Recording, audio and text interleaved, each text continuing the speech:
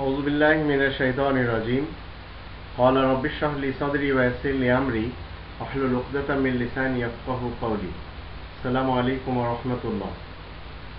কোরআনের কাছে আমরা জিজ্ঞেস করব, আল্লাহ তুমি কোথায় থাকো?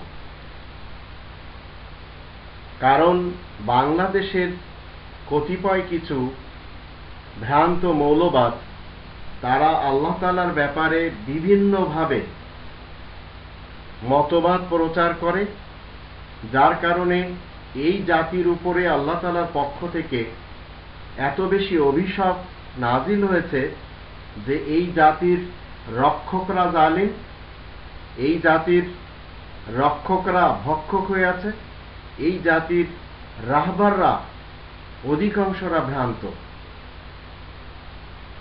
আল্লাহ তাআলার কাছে তার গ্রন্থের কাছে আমরা জানতে চাই, আল্লাহ তুমি কোথায় থাকো? প্রথমে আল্লাহ বলছেন 57 নম্বর সূরা আল হাদীদ এর 4 নম্বর আয়াতে, ওয়াহুয়া মাকুম আইনামা কুনতুম,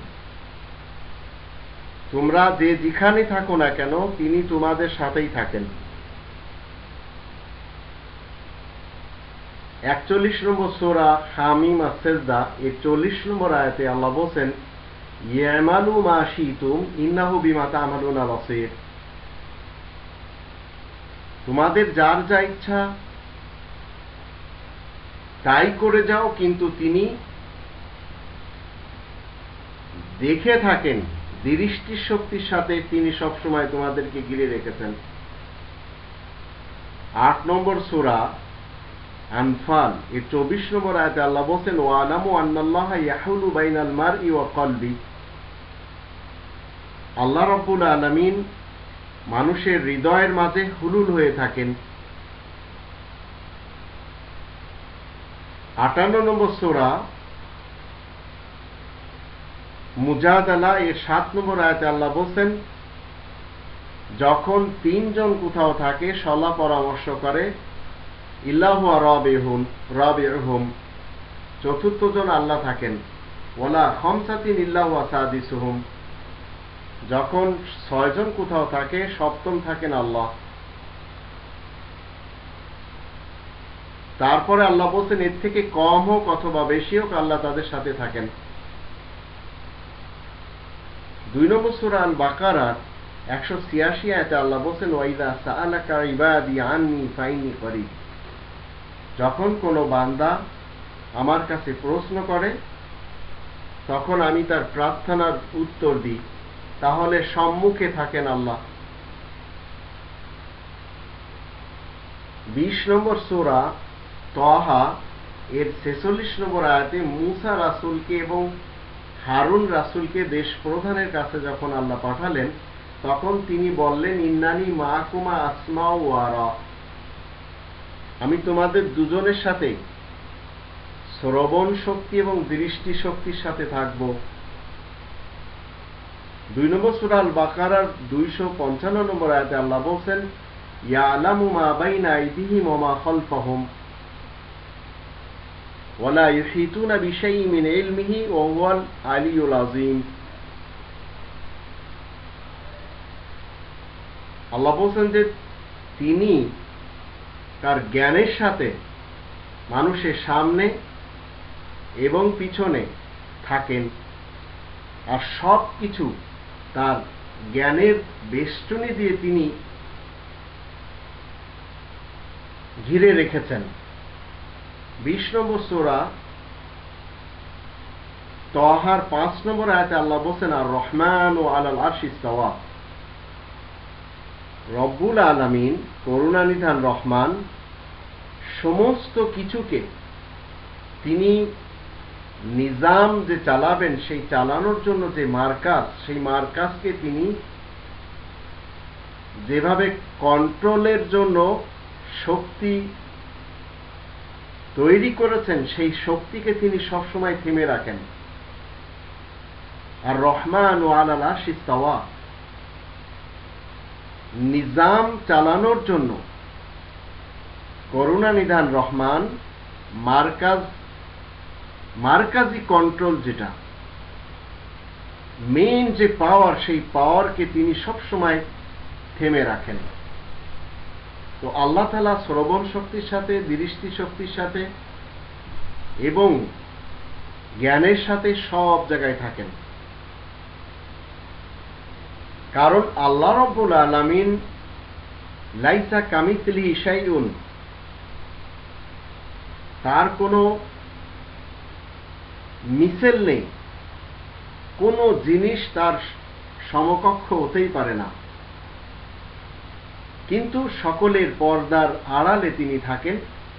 তাই 112 নম্বর সূরা ইখলাসের প্রথম আয়াতে তিনি বলছেন, কুল হুয়াল্লাহু আহাদ, তুমি বলে দাও,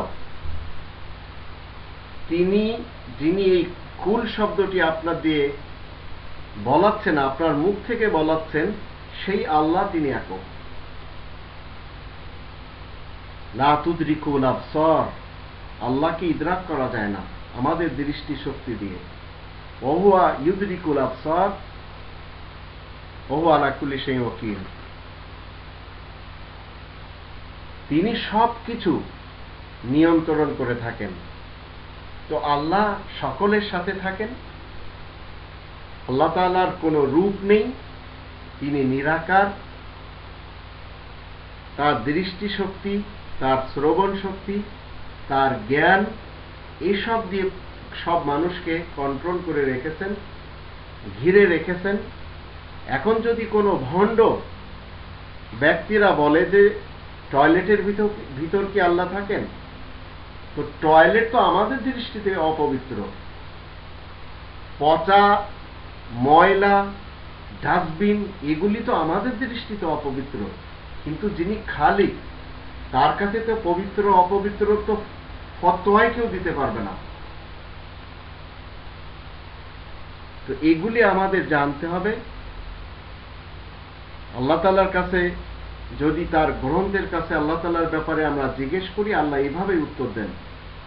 মুসলিমরা এই মতবাদ নিয়ে থাকে যে আল্লাহ দৃষ্টি শক্তির সাথে, শ্রবণ শক্তির সাথে, তার জ্ঞানের সাথে, তার এলেমের সাথে সব কিছুকে ঘিরে রেখেছেন। তাই আল্লাহ বলছেন, ওহুয়া মাআকুম আইনামা কুনতুম, তোমরা যেখানেই থাকো না কেন তিনি তোমাদের সাথে থাকেন। এই সাথে থাকাটা কখনো দৃষ্টি শক্তির সাথে, কখনো শ্রবণ শক্তির সাথে, কখনো আবার হুলুল হয়ে থাকেন। কিন্তু এগুলি, তার দৃষ্টি শক্তি, তার শ্রবণ শক্তি, তার জ্ঞান আমরা কখনো ইদরাক করতে পারবো না, অনুভবই করতে পারবো না। আমরা সেগুলি কখনো আয়ত্তই করতে পারবো না। এটা আল্লাহ তাআলার নিজস্ব বিজনেস।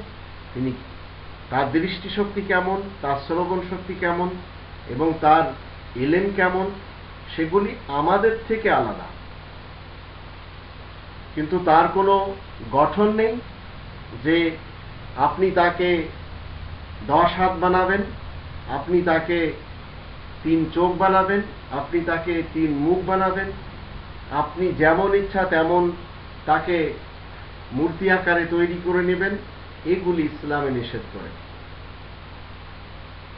ইহুদিদের, খ্রিস্টানদের, হিন্দুদের, মুসলমানদের অনেকেই আল্লাহ তাআলার ব্যাপারে এই ধরনের মতবাদ দিয়ে গেছে। আল্লাহ বলছেন যে এই কাল্পনিক যে বিভিন্ন আকার এবং প্রতিচ্ছবি তৈরি করা হয় আল্লাহ তাআলার ব্যাপারে, এগুলি সবই নোংরা কাজ। 22 নম্বর সূরা আল হজ এর 30 নম্বর আয়াতে আল্লাহ বলছেন, ফাজতানিবু রিজসা মিনাল আওসান ওয়াজতানিবু কওলা যুর, মূর্তি পূজার আবর্জনা থেকে বাঁচতে হবে এবং মিথ্যা কথার কবল থেকে তোমাদেরকে বেঁচে থাকতে হবে। তো আল্লাহ রাব্বুল আলামিন সব জায়গায় তিনি থাকেন। কোরআনের এই আয়াতগুলির দৃষ্টিতে আমরা জানলাম, কিন্তু ওনার থাকার ধরনগুলি ভিন্ন ভিন্ন। তবে আর রহমান ও আলাল আরশি ইস্তাওয়া, এ ব্যাপারে আরশুন মানে হচ্ছে সংসদ। আল্লাহু লা ইলাহা ইল্লা হুয়া রব্বুল আরশিল আযীম, গোটা পৃথিবী চালানোর জন্য যে সংসদ আল্লাহ তাআলার কাছে রয়েছে, সেই সংসদের একমাত্র মালিক আল্লাহ। সেই করুণা নিধান রহমান, সেই মার্কাজের যে কন্ট্রোল, যে পাওয়ার, সেই পাওয়ার আল্লাহ তাআলার হাতে। সেই কন্ট্রোলকে তিনি থেমে রেখেছেন। এটাই হচ্ছে আল্লাহ তাআলার পক্ষ থেকে কোরআনের এই আয়াতগুলি যা আমি আপনাদের সামনে রাখলাম। আপনাদের জানতে হবে, যখন আপনারা কোনো গুনার কাজ করবেন, আমরা কোনো নেকির কাজ বা গুনার কাজ করি, আল্লাহ তাআলার গণ্ডির বাহিরে চলে যায়, তিনি সম্যক আমাদের দেখেন এবং সব কিছু তিনি নিয়ন্ত্রণ করে রেখেছেন। আর এগুলি কিয়ামতের মাঠে আমাদের সামনে তুলে ধরা হবে এবং আল্লাহ বলবেন, ইকরা কিতাবাক, তোমার ফ্লপি, তোমার ক্যাসেট তুমি পড়ে নাও, দেখে নাও, তোমার রেকর্ড তুমি পড়ে নাও বা দেখে নাও। কাফা বিনাফসিকা লিয়াউমা আলাইকা হাসিবা, আজ তুমি নিজেই তোমার এই হিসাবদাতা হিসাবে তুমি নিজেই যথেষ্ট। তো আল্লাহ তাআলা আমাদের সাথেই রয়েছেন। আল্লাহ তাআলার কোনো আকার আকৃতি নেই যে তিনি এক জায়গায় বসে আছেন। ওয়াসিয়া কুরসিয়ুহুস সামাওয়াতি ওয়াল আরদ, তার ক্ষমতা আকাশ পৃথিবী পরিবেষ্টন করে রেখেছে। তো এগুলি আল্লাহ তাআলার সবই সিফাত। মুসলিমরা সব সময় বিশ্বাস করে যে আল্লাহ দৃষ্টি শক্তির সাথে সবাইকে ঘিরে রেখেছেন, আল্লাহ তাআলার জ্ঞানের সাথে সবাইকে ঘিরে রেখেছেন এবং আল্লাহ তাআলার শ্রবণ শক্তির সাথে সবাইকে ঘিরে রেখেছেন। এটাই সত্য কথা।